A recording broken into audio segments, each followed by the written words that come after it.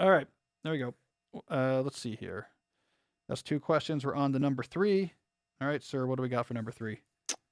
Okay, next question. We have a question about New Year's resolutions. I know it's a couple months past then, but he's got some good points here, and it has he talks about going back to his guiding document. So be interested to hear what you think about that.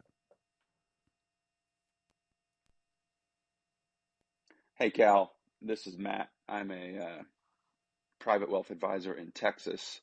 Really enjoy the podcast. I'm on your fourth book right now.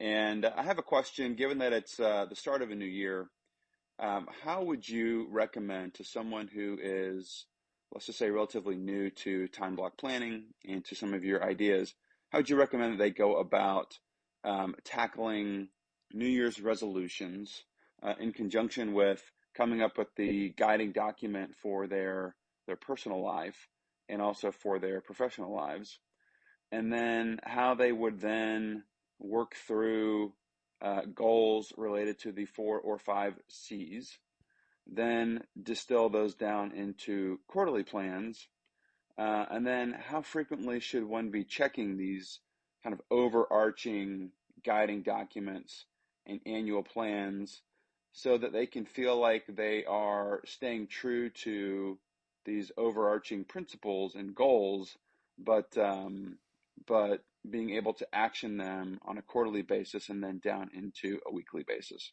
Thanks so much. Really appreciate it. So, Matt, I'm going to try to simplify some of what you're talking about here. And so maybe that'll help. I'm going to reduce the number of documents. I'm going to try to reduce friction here a little bit. So at the core of all of this is my multi-scale time management strategy.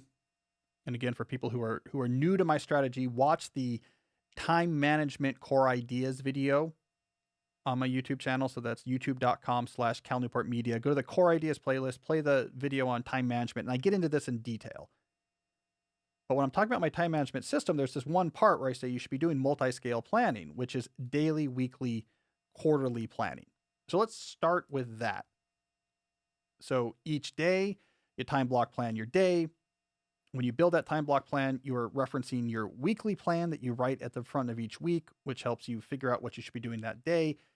When you write that weekly plan each week, you are checking out your quarterly plan, which is aiming you towards your bigger picture initiatives or any types of habits or heuristics or strategies that you're running during that quarter. And then you update that quarterly plan every quarter. I'm going to suggest that these different planning documents you're talking about that exist above this scale, these annual plans, these guiding documents that, for the most part, for now, Matt, integrate them into your quarterly plan. So you can have a quarterly plan for your work and a quarterly plan for your life outside of work. Just have at the top of the plan, and if you're using something like Google Docs or some such, put it in like a box frame, like a one cell table to differentiate it. I think visual matters. And you have this sort of bigger picture plan right there at the top of your quarterly plan document. So you know what? You see it just every quarter when you work on your quarterly plan. You see that annual plan, like what you're working on that year, what's important to you. Then when you build your plan for that quarter, it's based on that. And then you just see it. You don't have to worry about it. It's not a separate document.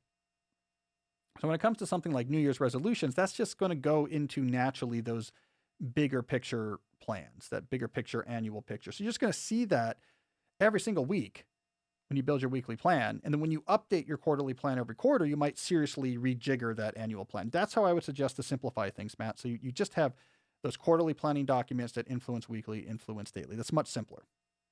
And that's the way I largely describe it in that time management video. The one guiding document, though, that you probably do want to keep separate is a values document. This is much more timeless. These are the values by which I run my life. I like to have that as a separate document. And I would suggest you review that every week. So when you do your weekly plan, I just think it should be more precious. And if you want to print it and put it in like a laminated folder type thing, so you have a physical copy you can take out and look at, I think that's not a bad idea. And that's just good. I do it on Fridays at the end of the week. Just remind yourself what you're all about. I think that's important, and that's important to be in its own document. But annual plans, any type of guiding plans that persist on a scale beyond the quarter, throw them at the top of the quarterly plan. Yes, they're not going to change much from quarter to quarter, but you're going to see them a lot, and it's going to sear in. So that's what I'd recommend. And so your New Year's resolutions just exist in that ecosystem. It's nothing special. You don't have to do something special for it. It's just a tweak to your annual plan, gets reflected in the quarterly plans, gets reflected in your weekly plans, gets reflected in your time block plans, gets reflected in what you're doing right now in this very moment. It all links together.